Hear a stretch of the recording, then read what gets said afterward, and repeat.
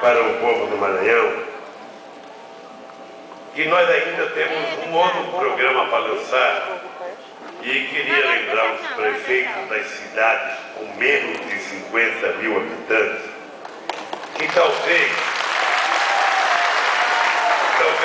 ainda este ano, vai depender da minha agenda, ou no começo do próximo ano, a gente vai ter que juntar lá em Brasília pelo menos 1.500 prefeitos para discutir o início do programa habitacional dessas cidades e vamos começar com R$1 bilhão para construir casa nas cidades com menos de 50 mil habitantes.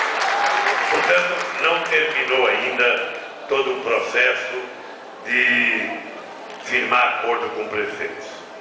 A segunda coisa que eu queria dizer para vocês é que o Brasil, depois de tanto tempo mal gerenciado, o Brasil, depois de tanto tempo privilegiando cada vez mais as regiões mais ricas do país, o Brasil encontrou o seu caminho e o melhor jeito de governar o país.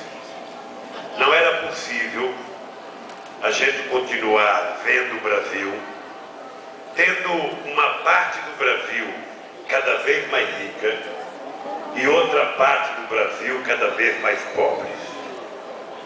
Se a gente pegar os dados da área da saúde, do IBGE, do Ministério da Saúde, da Unicef, das Nações Unidas, a gente vai constatar uma coisa muito grave no Brasil. Você pega a região sul e sudeste, é a região que tem mais doutores, é a região que tem mais mestres, é a região que tem mais pesquisadores, é a região que tem mais dentista, é a região que tem mais médico, é a região que tem mais tudo. E se você pega a parte do Nordeste e do Norte, você vai constatar que é exatamente o contrário. Era no Nordeste que a gente, e no Norte, que a gente tinha menos pesquisadores, menos mestres, menos doutores, menos hospitais, menos médicos. O que a gente tinha mais? Mais analfabetos, mais desnutrição infantil, mais desemprego, mais mortandade infantil. Era esse paradoxo que vivia o Brasil. Uma outra coisa grave é que se você pegar o grosso do dinheiro orçamentário da União, a maioria do dinheiro já ia para quem já tinha e a minoria vinha para quem não tinha. Era uma inversão de valores total e absoluta. E aqui tem senadores do Maranhão e tem deputados do Maranhão. Muitas vezes a classe política do Nordeste contribuía para que isso acontecesse. Muitas vezes nas votações, e eu lembro na Constituinte, a gente perdia votações importantes, porque algumas bancadas de companheiros do Nordeste votavam contra o Nordeste para atender a pressão do centro-sul do país. Bem, nós agora resolvemos inverter esse quadro. Não é uma tarefa fácil, não é uma coisa simples, como um passe de mágica. É um trabalho que tem que ter um tempo, tem um processo e tem que ir subindo degrau por degrau. Qual é o prazer que eu tenho? Eu vi os números que o ministro da cidade falou de saneamento básico aqui no estado do Maranhão. Ele falou, me parece que quase R$1 bilhão. Começou com 400, depois foi para 800 e depois chegou a 800.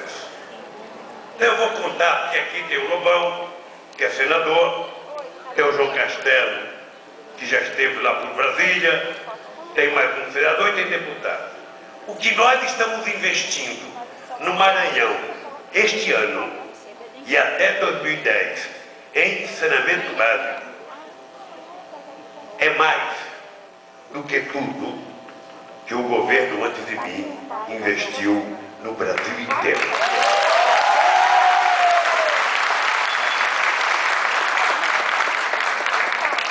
Sabe por quê, gente? Você pega uma cidade maravilhosa como Florianópolis, que tem praias exuberantes, parece uma cidade milionária, e não tinha 1 metro de esgoto. Porque a classe política brasileira, historicamente, não gostava de fazer saneamento básico. Tem muita gente que fala que é enterrar dinheiro. Porque o que é saneamento básico? Cavar um buraco, colocar umas manilhas, pegar, sabe, os dejetos humanos que nós fazemos, canalizar para um lugar, tratar e devolver parte dele bem tratado para não poluir os rios e o mar. Mas isso custa caro. E isso ninguém vê.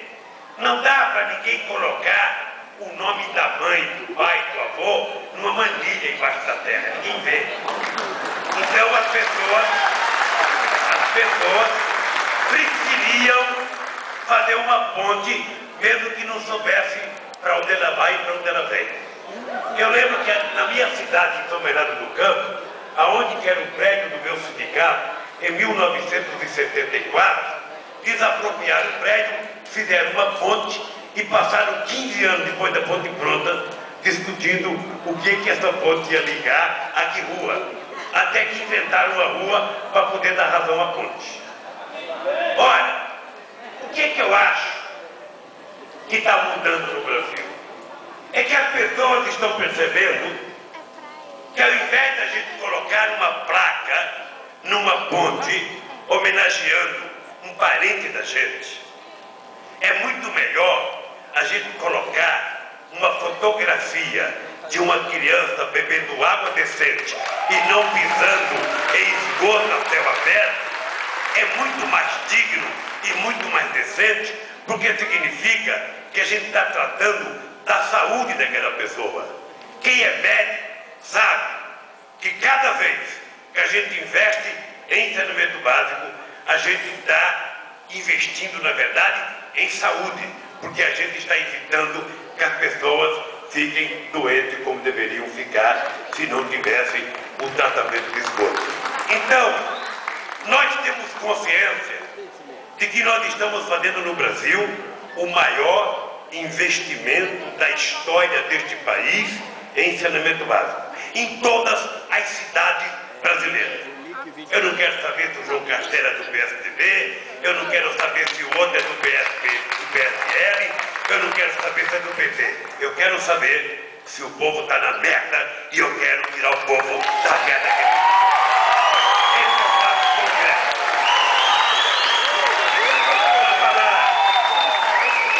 Lógico que eu falei um palavrão aqui, amanhã os comentaristas dos grandes jornais vão dizer que o Lula falou um palavrão.